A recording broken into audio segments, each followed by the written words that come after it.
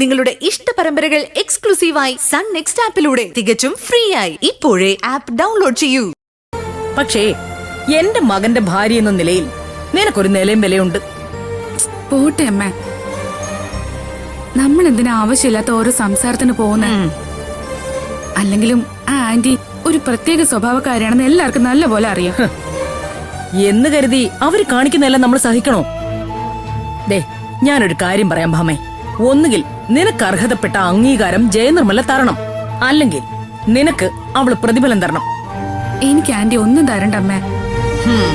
ഭാവനച്ചിയും സൂര്യേട്ടനും എനിക്ക് ആവശ്യത്തിനുള്ള സ്നേഹവും ബഹുമാനവും തരുന്നുണ്ട്. എനിക്കത് മതി. അത് നിനക്ക്. പക്ഷേ എനിക്കത് പോരാ. അബിയുടെ അമ്മയാണെന്നുള്ള ബഹുമാനമെങ്കിലും ജയനിർമ്മല എന്നോട് കാണിക്കണം. കാരണം ഞാനാണ് നിന്നെ കൊണ്ട് ഇങ്ങനെ ഒരു കാര്യം ചെയ്യിക്കാൻ മുൻകൈയെടുത്തത്.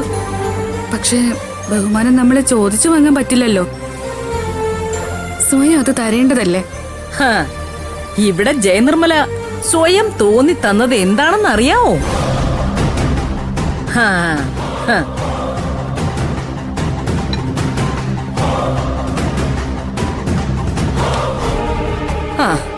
ദേ, ഇതൊരു ബ്ലാങ്ക് ചെക്കാ.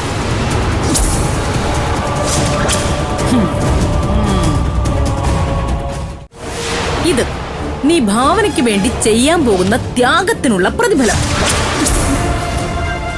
ഇതിൽ നിനക്കാവശ്യമുള്ള തുക എഴുതിയെടുക്കാന്നും ജയനിർമ്മല പറഞ്ഞിട്ടുണ്ട്. അമ്മേ, അമ്മ എന്തൊക്കെയാ ഈ പറയുന്ന?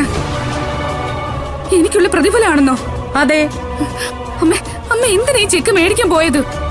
പിന്നെ ഞാൻ എന്ത് ചെയ്യണം? ജയനിർമ്മല പറഞ്ഞ എന്താന്നറിയോ? അവളുടെ കുടുംബത്തിനൊരു അവകാശി വേണം, പക്ഷേ അത് ആരുടെയും ഔദാര്യത്തിൽ വേണ്ടെന്ന്. അവൾ അങ്ങനെ പറഞ്ഞപ്പോ ഞാനും വിട്ടുകൊടുത്തില്ല.